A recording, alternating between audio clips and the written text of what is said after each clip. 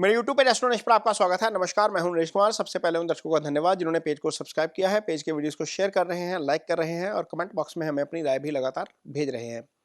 दोस्तों, आज बात करेंगे सूर्य के गोचर की, जो होगा 16 सितंबर को। 16 अक्टूबर तक ये गोचर रहेगा। ये गोचर रहेगा आपका कन्या राशि में। हर साल 15 या 16 सितंबर के आसपास सूर्य कन्या राशि में आ जाते हैं।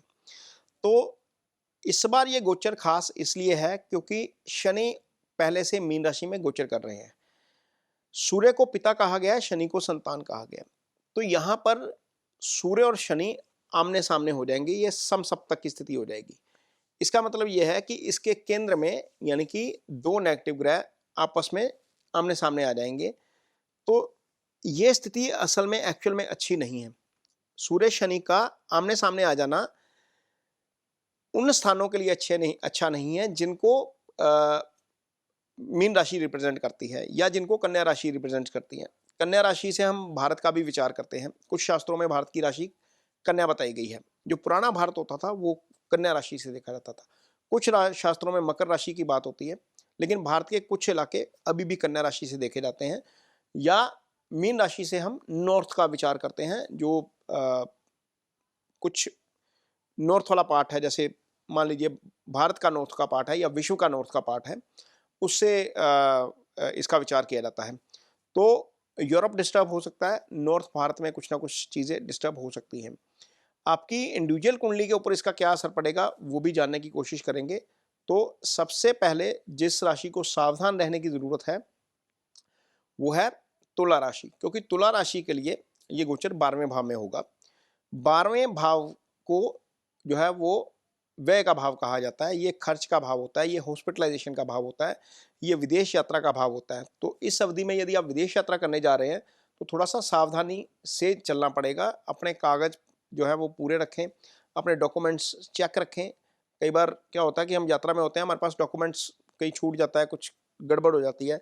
या जिनका विदेश से संबंधित काम है, कोई इम्पोर्ट एक्सपोर्ट का काम कर रहा है, कोई ट्रैवल का काम कर रहा है, कोई करेंसी का काम कर रहा है, कोई डेरिवेटिव में काम कर रहा है, तो उन लोगों को खासतौर पर सावधान रहना पड़ेगा, क्योंकि 12वां दो पाप ग्रहों के प्रभाव से पीड़ित हो जाएगा।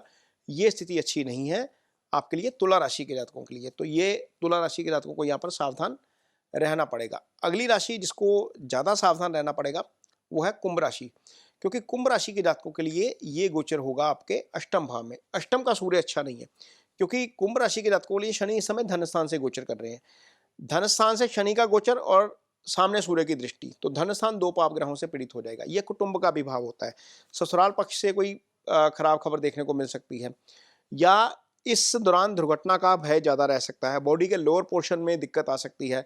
कुछ लोगों को जेनेटिकल पार्ट में इशू देखने को मिलेगा, यूरिनल इशू हो सकता है कुछ लोगों को, क्योंकि ये पार्ट जो है वो बॉडी का पर्टिकुलर दो पाप ग्रहों के प्रभाव में आ गया। तो यहाँ पर निश्चित तौर पर कुंभ राशि के जातकों को भी थोड़ा सा संभल कर चलने की जरूरत है। यदि आप ड्राइव करते हैं तो थोड़ा सा धीमा ड्राइव करिएगा इस अवधि के दौरान, क्योंकि ये स्थिति जो है अष्टम का एक्टिव होना, अष्टम सडन दुर्घटना का भाव है, लॉस का भाव है, अष्टम का एक्टिव होना अच्छा नहीं है।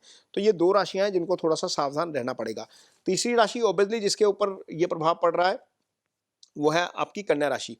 कन्या राशि के ऊपर से सूर्य का गोचर क्या करता है, आपको राशि के ऊपर से सूर्य का गोचर आपको थोड़ा सा फायरी बना देता है। फायरी मीन्स गुस्सा ज़्यादा आता है, क्योंकि ये अग्नि तत्व का ग्रह है ना। तो सूर्य जब आपके लगन में या आपके चंद्रमा के ऊपर से होता है तो आप सुनते नहीं हैं किसी की, आप थोड़ा सा एरोगेंट हो जाते हैं। तो एरोगेंस से बचना पड़ेगा, एक महीना थोड़ा सा शांति से काम लेना पड़ेगा, ओवर रिएक्शन से बचना पड़ेगा। ये कन्या राशि के जातकों के लिए है, क्योंकि कन्या राशि के ऊपर से सूर्य गुजरेगा, सीधा सामने शनि की दृष्टि है। तो सामने जो भाव होता है, यदि आप मैरिड हैं तो सामने भाव होता है वो पार्टनर का भाव होता है। तो इवेंचुअली आप भी प्रभाव में आ गए और आपके पार्टनर, लाइफ पार्टनर या बिजनेस पार्टनर भी प्रभाव में आ गए। तो निश्चित तौर पर यहाँ पर कन्या राशि के जातकों को ध्यान रखना पड़ेगा, अपना भी ध्यान रखना पड़ेगा, ओवर रिएक्शन से बचना पड़ेगा और थोड़ा सा इससे भी बचना पड़ेगा, पार्टनर का भी ध्यान रखना पड़ेगा। सूर्य चूंकि आपके लिए 12वें के स्वामी हो जाते हैं, तो 12वें से संबंधित फल भी वो खराब कर सकते हैं, क्योंकि वो अच्छी स्थिति में नहीं है, वो शनि से पीड़ित हो जाएंगे। तो ये एक स्थिति अच्छी नहीं है, यहाँ पर थोड़ा सा ध्यान रखना पड़ेगा। अगली राशि जिसको इसका ध्यान रखना पड़ेगा ओब्वियसली वो है मीन राशि। मीन राशि के ऊपर वैसे ही शनि चल रहा है, शनि की 7.5 की दूसरी ढैया है। ऐसे में यदि सूर्य सामने आ जाएंगे तो ये थोड़ा सा ज्यादा दिक्कत करेंगे, क्योंकि पाप प्रभाव ज्यादा हो जाएगा। हेडेक की समस्या नॉर्मली हो सकती है, माइग्रेन हो सकता है, बाल झड़ने की समस्या हो सकती है। तो यहाँ पर ये चीज़ें थोड़ी-सी देखनी पड़ेंगी आपको। अपने गुस्से के ऊपर नियंत्रण ज़रूर रखना पड़ेगा, क्योंकि आपका जो चंद्रमा है वो 2 पाप ग्रहों के प्रभाव में है, तो चंद्रमा भी 2 पाप ग्रहों के प्रभाव में है, सप्तम भी 2 पाप ग्रहों के प्रभाव में है। तो निश्चित तौर पर यहाँ पर भी थोड़ा-सा ध्यान ज़रूर रखने की ज़रूरत पड़ेगी। ये 4 राशियाँ हैं जिनको बहुत ख़ास ध्यान रखना पड़ेगा इस सूर्य के और शनि के समसप्तक के दौरान। हालाँकि कुछ राशियों के लिए सूर्य का गोचर अच्छा भी होगा, जैसे कर्क राशि है, कर्क राशि के लिए सूर्य का गोचर अच्छा हो रहेगा, क्योंकि तीसरे भाव में गोचर करेगा, धन भाव का स्वामी है, अपने भाव से दूसरे में आ जाएगा, तो निश्चित तौर पर धन की वृद्धि करवाएगा, पराक्रम की वृद्धि करवाएगा। तो यहाँ पर कर्क राशि के जातकों के लिए गोचर अच्छा भी रहेगा, क्योंकि कर्क राशि के जातकों के लिए शनि भी इस समय भाग्यस्थान से गोचर कर रहे हैं, तो निश्चित तौर पर ये अच्छा है। हालांकि थोड़ा सा भाई के साथ मनमुटाव हो सकता है, क्योंकि 2 पाप ग्रहों का प्रभाव है, लेकिन इवेंचुअली ये अच्छा ही रहेगा, बहुत लार्जली इसके फल अच्छे रहेंगे। अगली राशि जिसके लिए ये गोचर अच्छा रहेगा वो है आपकी मेष राशि। मेष राशि सूर्य की उच्च राशि होती है। यहाँ पर सूर्य छठे भाव में गोचर करेंगे। सूर्य का छठे का गोचर अच्छा होता है, सूर्य का तीसरे का गोचर अच्छा होता है, सूर्य का 10वें का और सूर्य का 11वें का गोचर अच्छा होता है। तो 11वें में छठे में जब सूर्य आएंगे, तो जिनके कोई कोर्ट केसेस चल रहे हैं, जिनका कोई लिटिगेशन चल रहा है, जिनके ऊपर कोई झूठे आरोप लग गए हैं, कोई साजिश कर रहा है, वहां पर आपको सफलता जरूर मिलती हुई नजर आएगी। और डेट है जिनके ऊपर कर्ज की स्थिति है, वहां पर भी चीजें थोड़ी सी ठीक होती हुई आपको नजर आ सकती हैं। ये आपके लिए होगा अम, अ, मेष राशि के जातकों के लिए। यहाँ पर ये बेसिकली सूर्य छठे भाव में आ जाएंगे।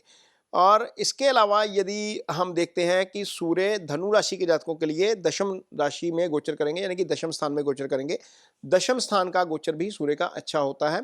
और धनु राशि के जातकों के लिए सूर्य चूंकि भाग्य स्थान के भी स्वामी हो जाते हैं, तो भाग्य स्थान के स्वामी का सूर्य का दशम में आ जाना, दशम में सूर्य दिग्बली भी हो जाते हैं। जिसका जन्म दोपहर का होगा ना, उसके सूर्य दशम में आएंगे। 1 से 3 बजे का दोपहर का जन्म हो तो सूर्य दशम में आ जाते हैं, ये दिग्बली हो जाते हैं। तो यहाँ पर कारोबार में वृद्धि करवा सकते हैं, कार्यस्थल पर आपका डोमिनेंस, आपका प्रभाव बढ़ा सकते हैं, और यहाँ पर आपको निश्चित तौर पर जो है वो आपका काम जो है वो रिकॉग्नाइज भी होगा। इसके अलावा वृश्चिक राशि है, ये मंगल की राशि है, मंगल और सूर्य मित्र हैं। यहाँ पर 11वें भाव में गोचर करेंगे। तो 11वें भाव में सूर्य का गोचर निश्चित तौर पर अच्छा है। आपकी एलिवेशन के लिए, आपकी तरक्की के लिए, आपकी आय के लिहाज से ये गोचर आपके लिए बहुत अच्छा है। लेकिन थोड़ा-सा यहाँ पर ध्यान ये रखना पड़ेगा कि सूर्य आपको 5th हाउस को दृष्टि देंगे। जिनके घर में प्रेगनेंसी है उनको खास तौर पर ध्यान रखना पड़ेगा, क्योंकि शनि का गोचर पंचम में हो रहा है। पंचम में शनि का गोचर, सूर्य की सीधी दृष्टि। तो प्रेगनेंसी वाले जितने भी केसेस हैं जहाँ पर घर में संतान आने वाली है, वहाँ पर थोड़ी-सी कॉम्प्लिकेशन ज़रूर आ सकती है। ये ज़रूर ध्यान रखना पड़ेगा। तो ये सूर्य और शनि का जो आपस में समसप्तक बनेगा 1 महीने के लिए, उसका फलित है, उसका जो क्या फल मिल सकते हैं वो है। ये वीडियो आपको कैसा लगा, इस पर कमेंट बॉक्स में अपनी राय जरूर दीजिए। यदि ये वीडियो अच्छा लगे तो इसे शेयर जरूर करिए, पेज को सब्सक्राइब जरूर करिए। इसके साथ ही मुझे दीजिए इजाजत। नमस्कार।